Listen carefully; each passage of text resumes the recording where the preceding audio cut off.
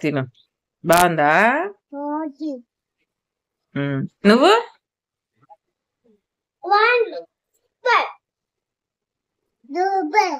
అది తింటా custard kulfi ice cream అది మాత్రం తింటా చాలా చెప్పు. బాగా వచ్చిందండి. చాలా టేస్టీగా ఉంది. దీనికోసం అయితే ముందుగా మనం పాలు తీసుకొని స్టవ్ మీద పెట్టుకుందామండి. పాలైతే 1/2 లీటర్ పైగా తీసుకున్నానండి నేను. కొంచెం మరిగిన తర్వాత, కొంచెం థిక్ అయిన తర్వాత మనం షుగర్ అనేది యాడ్ చేసుకోవాలి. తిప్పుతూ ఉండాలండి. మీగడ అనేది కూడా పైకి పక్కకు అంటుకుంటా ఉంటది కదా! గరిటెతో మనం మిక్స్ చేస్తూ ఉండాలన్నమాట. అలాగే షుగర్ కూడా వేసిన తర్వాత చక్కగా మిక్స్ చేస్తూ ఉండండి. పాలనేవి థిక్‌గా అవుతా ఉంటాయి కదండీ! అలాగే కస్టర్డ్ పౌడర్ అనేది మనం మిల్క్‌లో యాడ్ చేసుకుందాము. మనం మిల్క్‌లో యాడ్ చేసుకోవడానికండి ఫస్ట్‌గా దీన్నేంటంటే కొంచెము పాలల్లో మిక్స్ చేయాలన్నమాట. లంప్స్ లేకుండా మిక్స్ చేసేయండి నీట్‌గా. మనకి లోపల ఉండలుండలుగా రాకూడదన్నమాట. మొత్తం గూడా మిక్స్ అయిపోవాలి. చూడండి ఎంత బాగా మిక్స్ అయిపోయిందో. ఇలా మిక్స్ చేసేసుకొని మనం ఏంటంటే కన్సిస్టెన్సీ అనేది కొంచెం థిక్ అయిన తర్వాత పాలు చూసారా? ఇంతకుముందు చూసిన దానికన్నా కొంచెం మరిగాయి కదండీ! ఆ మరిగిన తర్వాత మనం కస్టర్డ్ మిక్స్ చేసుకున్న ఈ మిల్క్ కూడా వేసేసుకోవాలన్నమాట. వేసుకొని తిప్పుతూ ఉండాలన్నమాట. మనకి లంప్స్ లేకుండా చక్కగా మిక్స్ చేసేసుకోవాలన్నమాట. చక్కగా మిక్స్ చేసేయండి. ఇలాగా తిప్పుతూ ఉండాలన్నమాట పాలనేవి. గరిటెతో మిక్స్ చేస్తూ ఉండాలన్నమాట. ఇదైతే చాలా టేస్టీగా ఉంటుందండి. హోమ్‌మేడ్ పిల్లలకి గానీ, ఎవ్వరైనా సరే తినొచ్చు. మనకి ఎలాంటి సైడ్ ఎఫెక్ట్స్ లేకుండా చక్కగా ఇంట్లో ఇలా చేసుకోవచ్చండి. అలాగే డ్రై ఫ్రూట్స్ అనేవి మీరు యాడ్ చేసుకోవచ్చండి. వేయించుకున్న తర్వాత కొంచెం ఆహ్, మనకి కచ్చా పచ్చాగా నూరేసుకొని వేసేసుకోండి.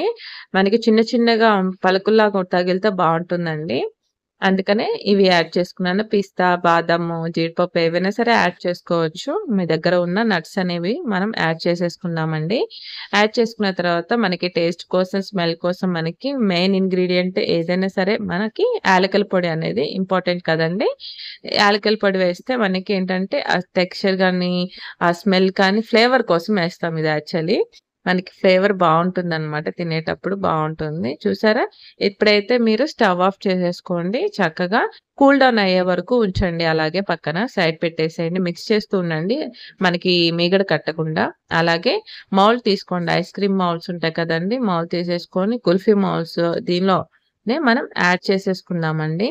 ఇదంతా కూడా పోసేసుకోవాలి. మనం తయారు చేసి పెట్టుకున్న మిశ్రమాన్నంతా దీనిలో ఫిల్ చేసేసుకుందామండి. ఈ మౌల్డ్స్‌లో చక్కగా మౌల్డ్స్‌లో ఫిల్ చేసేసుకుంటే మనకి ఐస్ క్రీమ్ బయట కుల్ఫీ కానీ, ఐస్ క్రీమ్స్ కానీ తినేటప్పుడు ఎలా అయితే తింటామో అలాగే తినొచ్చనమాట.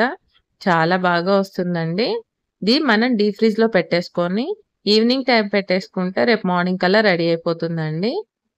మినిమమ్ 5-6 అవర్స్ ఉంటుందండి. 5 అవర్స్ ఉంటుంది మాక్సిమం ఏంటంటే మనకి అదంతా ఆహ్, గడ్డగట్టేయాలి కదండీ! మొత్తం టైట్ అవ్వడానికి మనకి 5 అవర్స్ అలా పడుతుందనమాట.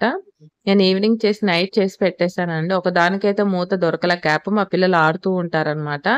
దీన్నైతే డీమోల్డ్ చేయడానికైతే ఫస్ట్ అయితే కొంచెం వాటర్ అలాగా పెట్టాననమాట. మా పిల్లలైతే ఆగట్లేదు.